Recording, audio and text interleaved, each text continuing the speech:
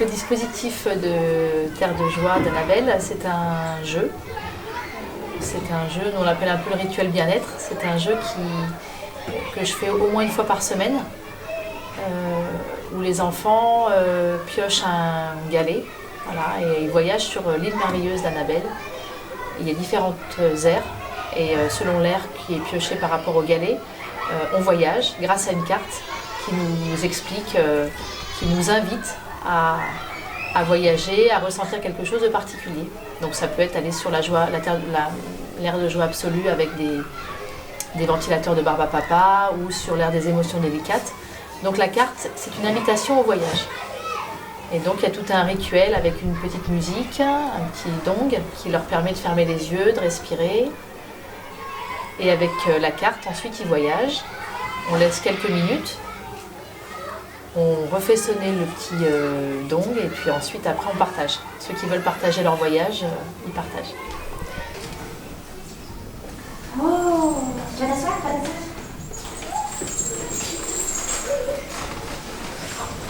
Tu l'as, tu lis. Ah, oui, d'accord, c'est bien ça. Ferme les yeux.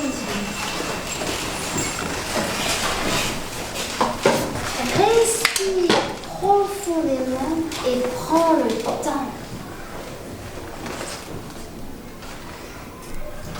Il y a de grands espaces d'herbe pour se rouler dedans.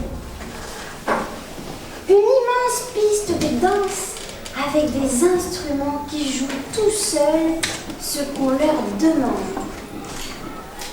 Ressens. En fait, on ferme les yeux, on fait 3 respirations profondes et après, la maîtresse, elle nous envoie dans l'île de Annabelle. Quand on a l'émotion de la tristesse, et bah la maîtresse, elle nous fait partir dans les aires délicates d'émotion et on évacue la tristesse avec. On peut pleurer, on peut s'exprimer, on peut faire plein de choses. Et surtout, ça nous aide à se concentrer sur notre travail, avoir une évaluation par exemple, ou quelque chose comme ça. C'est ça qui est bien avec cette maîtresse. On peut parler, on peut s'exprimer, on peut pleurer, voilà. On peut sortir nos émotions. Et ça devient important qu'on se préoccupe du bien-être de l'enfant. Et en même temps, nous enseignants, c'est une nécessité, ça devient une nécessité. Les enfants, ils sont parasités par les écrans, ils ont des familles, des situations familiales pas toujours faciles, ils ont des emplois du temps de ministre. Il y a des attentes particulières des parents. Ils ne mangent pas forcément bien, ils ne mangent pas forcément sain, on ne respire pas forcément sain. Bref, force est de constater que nos classes sont parasitées, nos classes sont de plus en plus agitées et il faut répondre à ça. Il fait partie des outils avec lesquels on enseigne après autrement parce qu'on apprend mieux. Les élèves le comprennent. Moi, c'est ce que je dis, c'est mon leitmotiv, c'est qu'un enfant heureux apprend mieux. Quand on rentre dans la récréation, on est assez excité et du coup, elle nous fait comme ça, en fait, on est détendu et on peut mieux travailler en fait. Et on est beaucoup plus calme et parfois on est même, beaucoup plus zen. Ouais, on est moins stressé quand on le fait. et parfois, même quand à la maison je suis stressée, je le vais dans ma chambre et je le fais toute seule. Et vraiment, du coup, ça m'aide même à la maison, en fait, on peut le faire.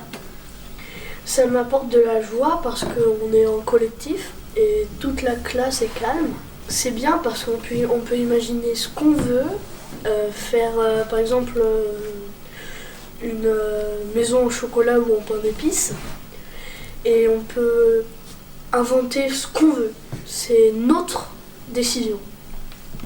Moi, il m'a apporté un outil essentiel qui était l'histoire.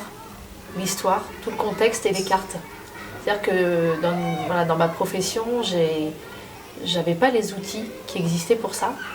Donc les mettre au calme, la relaxation, la visualisation, parce que j'ai fait un peu de sophrologie et parce que j'ai fait une formation en relation d'aide, on a tout cet accueil des émotions. Donc ça, je les avais. Accueillir les émotions, l'empathie, la communication non violente, mais j'avais pas le levier, le dispositif de départ. Donc on le faisait, mais pas pas avec autant de poésie. Voilà. Et c'est la poésie, c'est l'outil en lui-même. C'est toute l'histoire, c'est un levier. L'histoire d'Annabelle, l'imaginaire, les cartes qui sont déjà faites et qui invitent au voyage, ça ouvre la porte complètement.